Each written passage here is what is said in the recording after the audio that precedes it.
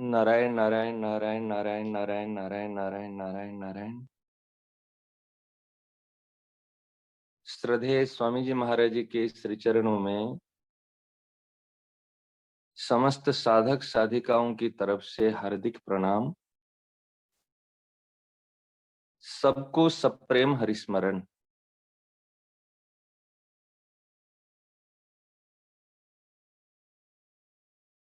श्रद्धेय स्वामी जी महाराज जी ने आज अपने अपने कर्तव्य कर्मों को किस भाव से करेंगे,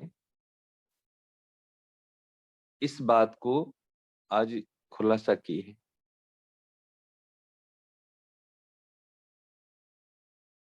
गीता जी में इसके लिए यज्ञ शब्द आया है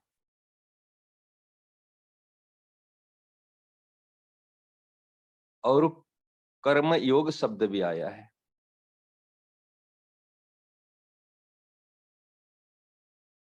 इसका अर्थ होता है अपना कर्तव्य कर्म।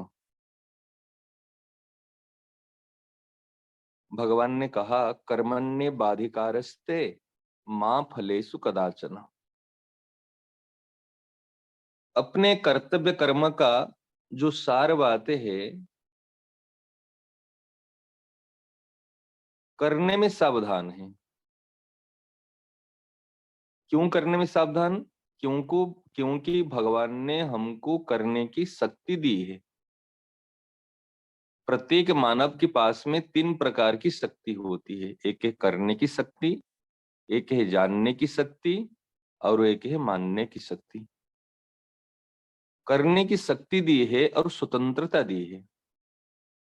अगर शक्ति हो लेकिन स्वतंत्रता नहीं हो, स्वतंत्रता हो और शक्ति नहीं हो, तो वो कर्म नहीं कर सकता है। वो अपने कर्तव्य कर्म को सुचारू रूप से पालन नहीं कर सकता है। हाथी के पास में तो शक्ति है लेकिन स्वतंत्रता नहीं है।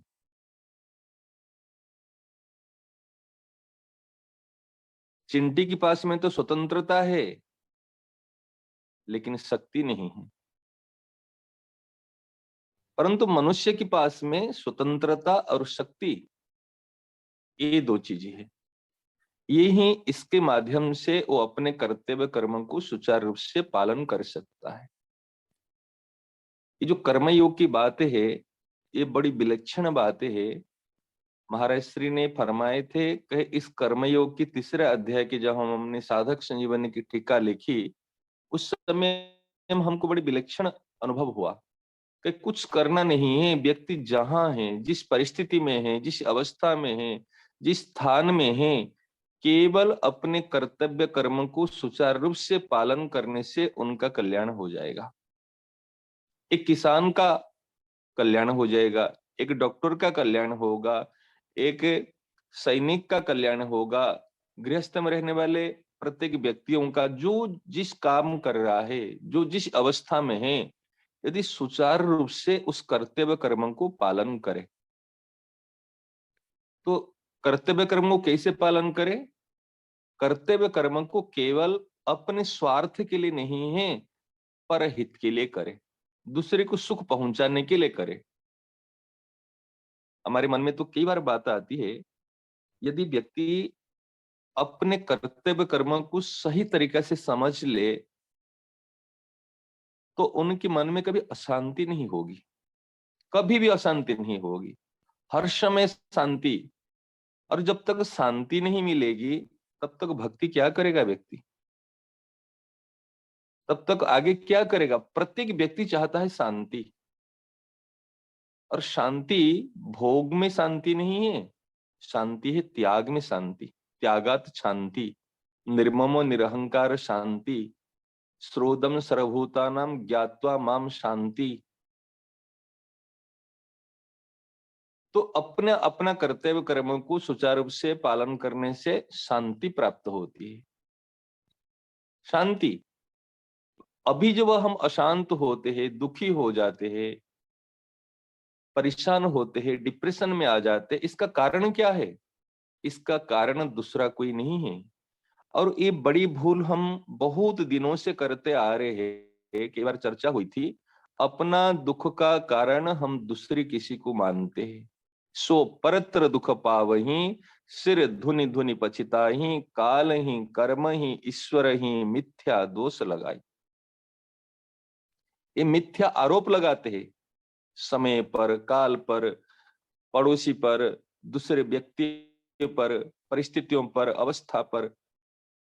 क्या करे ऐसी परिस्थिति नहीं आई, क्या करे वो व्यक्ति ऐसे बुरा बन गया, क्या करे उन्होंने ऐसे नहीं किया। तो फिर स्वतंत्रता क्या हुई?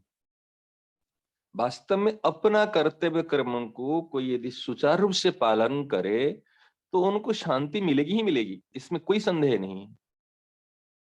क्योंकि वो अपना कर्तव्य कर्म होता है दूसरे के हित के लिए। यही धर्म है। धर्म का अर्थ होता है कर्तव्य कर्म।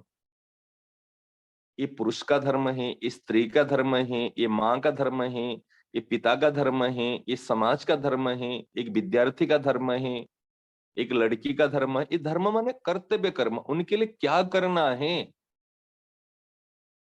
और करने का जो सूत्र है, करने का सूत्र होता है देना, परहित करना।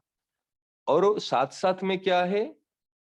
दूसरे का हित करना, लेकिन दूसरा मेरा हित करे, दूसरे को सुख पहुंचाना, दूसरा मुझे सुख पहुंचाए, दूसरे का भला करना, दूसरा मेरा भला करे, ये आशा नहीं रखना।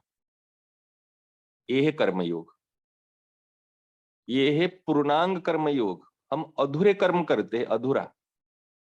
हमने कर्म किया, हमने दूसरे को आदर दिया, सम्मान दिया, हम दूसरे के लिए कुछ काम किया, वो भी मेरे लिए करेगा, उनसे भी मुझे चाहिए, क्यों मैंने उनके लिए किया। ये कैसे कर्मयोग होगा? तो देना ही जीवन, कर्मयोग की जो खास बात है देना। लेना कुछ नहीं है, हमको लेना नहीं, हमको देना है।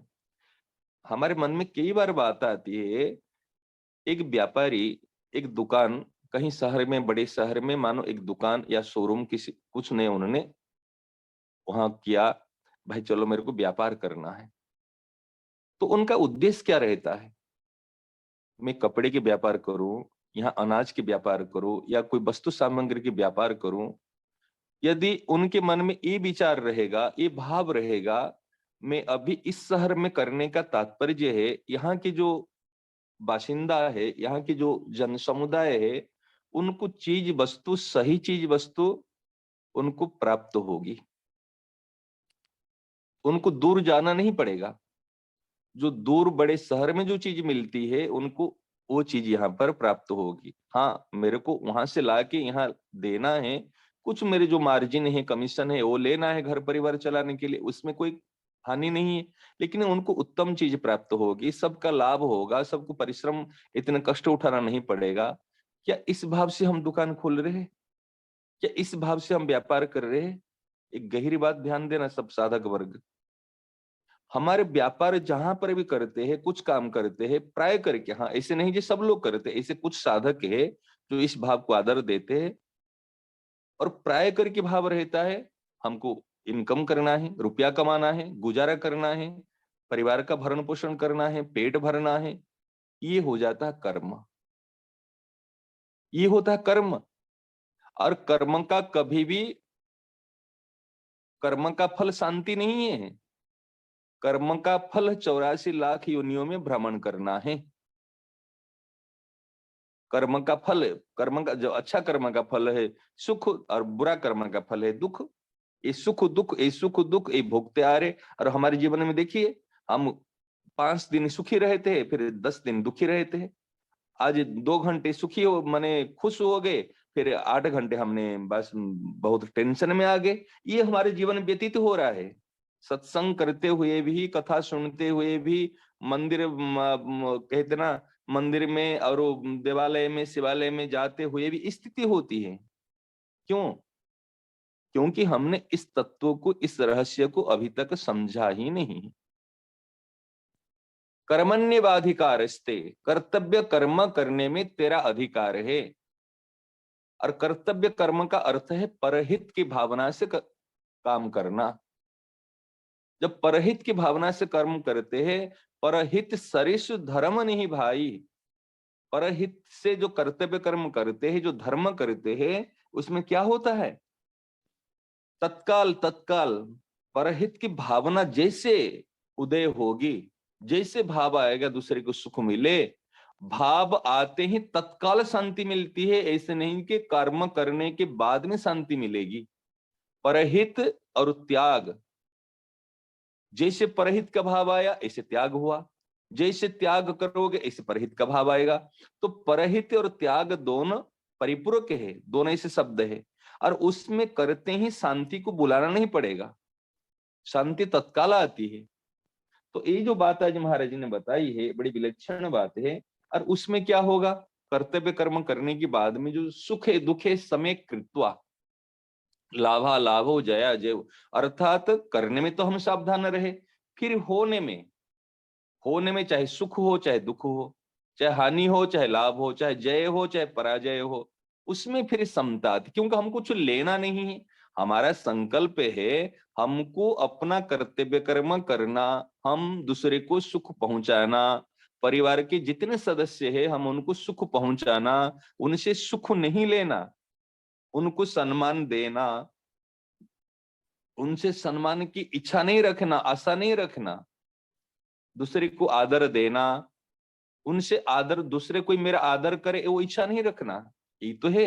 अगर इस सूत्र को हम अपना लेंगे, अब क्या बताएं, विलक्षण शांति विलक्षण आनंद को हम प्राप्त करेंगे। सब लोग जो जिस अवस्था में है, जो जिस स्थान में है, भगवान गीता जी में कहते हैं 3 अध्याय के 9 नंबर श्लोक में, यज्ञार्थात कर्मणि अन्यत्र लोकयम कर्मबंधनः तदर्थम कर्म कौन्तेय मुक्त संग समाचर। देखो, यज्ञार्थात कर्मणि अन्यत्र, आज हम जितने भी काम कर रहे हैं उसमें बंधन में पड़ रहे हैं। बंधन क्या है, बंधन अर्थात कोई रस्सी लेकर बांधता है बात नहीं है, बंधन अर्थात है अशांति, बंधन अर्थात है डिप्रेशन। आज देखो, आज खुद खुद के करो, क्या मैं जो जिस स्थिति में हूं शांति है,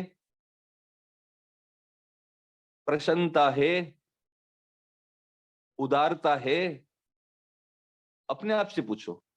यज्ञार्थात यज्ञ है, यज्ञ शब्द यहाँ पर है कर्तव्य कर्म, अपने कर्तव्य कर्म के अलावा, देने के अलावा जितना भी कर्म करते हैं, यज्ञार्थात कर्मणि अन्यत्र, एक है यज्ञ के लिए कर्म करना, एक है स्व सुखार्थ कर्म करना। यदि हम स्व सुखार्थ कर्म करते हैं, ये अयम कर्म लोक कर्म, अयम कर्म बंधन, यज्ञार्थात कर्मणि अन्यत्र लोकयम कर्म बंधन, ये कर्म जो है ये कर्म का रस्सी है, इसमें हम बंध जाते हैं। इस लोक में ये है बंधन, सुखी होते हैं, दुखी होते हैं, हर्षित होते हैं, कभी माने उदासीनता छा जाती है, कभी तो खूब माने हमारा विजय हो गया करते, कभी कभी तो पराजय हो गया। इसमें जो हम होते हैं ये दो थप्पड़े लग रहे हैं, सुख दुख हानि लाभ जय पराजय, ये साधक का जीवन नहीं होता, उसमें सम रहना। क्यों सम रहना, अगर गहराई से और थोड़े एक स्टेप ऊपर चलेंगे, क्योंकि हमारा जो स्वरूप है, आत्म स्वरूप स्व स्वरूप, इसमें ना सुख पहुंचता है ना दुख पहुंचता है, ना हानि पहुंचती है ना लाभ पहुंचता है, ना जय ना पराजय, वो तो सदैव है, एक रस में है। तो उनमें क्या हो गया, आज किसने बड़े विश्व का बड़ा इतना बड़ा अधिकारी बन गया, कोई भारत का बहुत बड़े पद उनको मिल गया, लेकिन हमारे स्व स्वरूप में क्या फर्क पड़ा, कोई करोड़पति बन गया, कोई रोडपति बन गया, ना रोडपति रहेगा ना करोड़पति रहेगा, परंतु अपना स्वस्वरूप कभी जाएगा ही नहीं। केवल स्वस्वरूप का अनुभव हो, और स्वस्वरूप का अनुभव होते ही जब दूसरे के लिए हम कर्म करेंगे, दूसरे के लिए, दूसरे के सुख के लिए, जो जिनको जो मिला है, सेठ जी ने कहा था ना, कहे तत्व विवेचन लिखाते समय कोई लिख रहा है, कोई भाव दे रहा है, कोई पटिया जो स्लेट साफ कर रहा है, उनको कोई भी फल मिलेगा, क्योंकि उनके पास में जितनी शक्ति है उन्होंने उस शक्ति को पूरी लगा दी परहित के लिए। हमको लगता है अगर ठाकुर जी हमको इतने रुपया देंगे, हम करोड़पति की अरबपति बनेंगे, हम मंदिर बना देंगे, हम धर्मशाला बना देंगे। अरे कोई जरूरत नहीं है, हमको टाटा बिरला अंबानी बड़े बड़े बनने की कोई जरूरत नहीं। क्यों माथा पे इसको लेना है फिर उसको उतारना है। जो जिस स्थिति में ठाकुर जी ने रखे हैं, जो जिनको जितनी शक्ति दी है, जितने सामर्थ्य दी है, वो शक्ति सामर्थ्य को परहित की भावना से कर दो, और टाटा बिरला अंबानी से भी बढ़कर आप दानी बन जाओगे। अरे वो बात छोड़ दो, और तो एक विलक्षण बात है, आपके पास में कुछ नहीं है, एक कौड़ी नहीं है, एक पैसे भी नहीं है, यदि आप बुराई रहित हो जाओगे, मैं कभी किसी को बुरा नहीं समझूंगा। बुरा नहीं समझने वाले व्यक्ति के बराबर इस दुनिया में कोई दानी नहीं है। बुरा नहीं समझना, ये विश्व मात्र को उन्होंने दान दिया, विश्व की सबसे बड़ी सेवा की। आपने 10-20 आदमी की, 50 आदमी की, 100 आदमी की सेवा कर सकते, कुछ चीज वस्तु के द्वारा थोड़ी सेवा होती है। सेवा होती है सुख देने के भाव से। गीताजी में भगवान ने कहे, देवान भावयता नेना ते देवा भावयन्तु वह परस्परम भावयन्तः श्रेयः परमवाप्स्यथ। ये परिवार में इस बात को ध्यान ये करे, मैं उनको सुख दूं, वो मुझे सुख दे, वो सुख दे मुझे, वो हमको आशा नहीं रखनी, मुझे सुख देना है। अगर पत्नी हूं तो पति को सुख देना है, पति हूं तो पत्नी को सुख देना है, बाप हूं तो अपने बच्चों को सुख देना है, बच्चे हैं तो पिता माता को सुख देना, केवल सुख देना है। इस सुख लेने की वस्तु नहीं है, सम्मान लेने की वस्तु नहीं है। इस सुख और सम्मान, ध्यान देना इस दो बात को, सुख और सम्मान भगवान ने देने के लिए बनाया है। परंतु सबसे बड़ी भूल होती है, हम चीज वस्तु देते हैं, सामग्री देते हैं, समय देते हैं, लेकिन सुख और सम्मान लेते हैं। और जितने वस्तु सामग्री देते हैं और सुख सम्मान के लिए ही देते हैं। अगर कोई स्टेज में बुला लेगा, इस व्यक्ति ने इतने करोड़ों रुपया इस गौशाला के लिए कि इस संस्था के लिए दान दिया, और हमने करोड़ों रुपया दे के बड़ी माने प्रसन्नता होती है, बड़ा हमने दान दिया क्योंकि मेरा नाम लिया गया, मुझे सम्मान मिला, तो ये देना नहीं हुआ। हमने उनको करोड़ों रुपया दे के उनसे सम्मान लिया, तो हमने इस करोड़ रुपया को दे दिया। एक घटना याद आ गई, आपको सुना रहे हैं। एक बार की बात है, हमारे एक बड़े विशिष्ट संत है, वो उनको कोई माने ऐसे एक समाज सेवी थे गुजरात में, तो समाज सेवी को सम्मानित करने के लिए उनको प्रशासन ऐसे माने सरकार की तरफ से उनको कई विशिष्ट संतों को बुला गया था, जो समाज सेवी थे, वो समाज के लिए बहुत कार्य किए हैं। तो उस समय में एक उस समय संतों का सत्संग चल रहा था, तो बड़े विशिष्ट संत थे। तो उनको पास में जो के लोग गए कि महाराज जी, आज ये सभा है, आज सम्मान माने समारोह है, इस समाज सेवी को सम्मान दिया जाएगा, तो आप भी पधारिए। तो फिर उन्होंने कथा की जो उनका समय था सत्संग का, फिर उन्होंने समय दे दिया। उससे कहीं शाम को सत्संग है तो हम सुबह 11-12 बजे हम आ जाएंगे। वो आने से उनके मन में बात समझ में आ गई कि ये तो समाज से भी तो बहुत अच्छा कार्य कर रहा है, लेकिन सरकार क्या करेगी, उनको एक दुपट्टा और एक माला और देकर स्टेज पर खड़े कर लेंगे, दुपट्टा डाल देंगे, माला डाल देंगे और सब तालियां बजाएंगे, देखो हमारे देश के लिए, समाज के लिए उन्होंने कितने बड़ा काम किया, इतना काम किया, एक काम किया, उनकी थोड़ी सी बड़ाई प्रशंसा कर लेंगे। तो जो समारोह सम्मेलन जो हो रहा था उस समय, सम्मान समारोह सम्मेलन, उस समय में वो जो व्यक्ति प्रणाम करने के लिए संतों के पास में आया, जिनको सम्मानित किया जाएगा, उन्होंने कहा, बेटा एक बात मेरे मन में आती है कि महाराज जी बताइए कि कितने साल से सेवा में लगे हुए हैं। कि महाराज जी 20 साल 25 साल हो गया, पिताजी करते थे, पिताजी के बाद में उनकी प्रेरणा से मैं लगा हुआ हूँ। कि तेरे 25 साल का फल तेरे को अभी एक जैसे 5 मिनट या 10 मिनट में तुझे मिलेगा। और कैसे मिलेगा? एक माला के द्वारा और एक दुपट्टा, और कुछ लोगों ने तालियां बजा देंगे और कहेंगे देखो इस व्यक्ति ने ऐसे काम किया, अब तेरे को 25 वर्ष का ये चीज इतने में चले जाएगा। तो इतना लेना चाहता है या नहीं लेना चाहता है, तो इसको विचार कर ले। देखो यही सत्संग का फल है, यही संग का फल है। उन्होंने सोचा मैंने 25 वर्ष तक सेवा की है और इसके 25 वर्ष के सेवा को मैंने एक 10 रुपया की 50 रुपया की माला और 10-5 रुपया की दुपट्टा और कुछ लोगों की ये जो ताली बजाने में इस चीज को मैं बिक्री कर दूं और इतना फल मुझे इतना 25 वर्ष का फल यही मिलेगा और उसको मुझे लेना है। और उनको वास्तव में ज्ञान हो गया। उन्होंने संतों ने साफ साफ कह दिया तेरे 25 वर्ष की सेवा का फल 10-5 रुपया की माला और 2 रुपया की दुपट्टा और कुछ तालियों से अभी बिक्री हो रहे, ले ले तू। उनको ज्ञान हुआ, उन्होंने साफ मना कर दिया कि मुझे इस सम्मान समारोह में कोई आने की आवश्यकता नहीं है। मेरा जो कर्तव्य कर्म है मैं अपने सेवा कर रहा हूं, मेरे को इसे दिखावा नहीं करना, मुझे लेना ही नहीं इस चीज को। वास्तव में उनको इस दिन ऐसे ज्ञान मिला, वो सदा के लिए ऋणी हो गए। कहे देखो वास्तव में संत महापुरुष ही इस ज्ञान देते हैं। यही मूल में चीज है, हमको देना है, लेना नहीं है। कोई हमको सम्मान करे नहीं करे, हमको अच्छा कहे बुरा कहे, हमको किसी से कुछ लेना नहीं, हम अपना कर्तव्य करना है, देना ही जीवन और लेना ही मृत्यु। इस चीज को ध्यान रखें। देखो अगर कर्तव्य कर्म को इस प्रकार करते हैं तो इसमें क्या है कि यज्ञ शिष्टा सिन संतो मुच्यन्ते सर्वकिल विषय। अगर कर्तव्य कर्म करने के बाद में हम जो प्रसाद है समता में रहते हैं, ये संपूर्ण पापों को दूर कर ले। यज्ञ शिष्टा सिन संतो मुच्यन्ते सर्वकिल विषय भुंजते ते त्वघम पापा ए पचंती आत्म कारणात्। ये तीसरा अध्याय के 13 नंबर श्लोक साधक संजीवनी में इस टीका में पढ़ना। भुंजते ते त्वघम पापा, जो पापा शब्द बोलते हैं ना आजकल हम, पापा मम्मी, ये पापा शब्द गीता जी में आया है। पापा अर्थात पापी, वो पापी ही पाप को भक्षण करता, अघम भक्षयति। क्या भक्षण करता? जो अपने लिए कर्म करता है।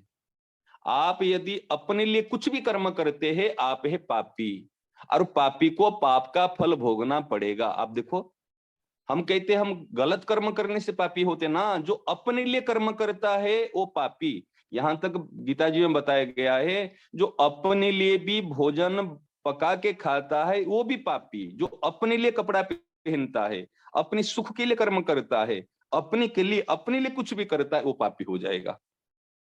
ध्यान दो इस बात को।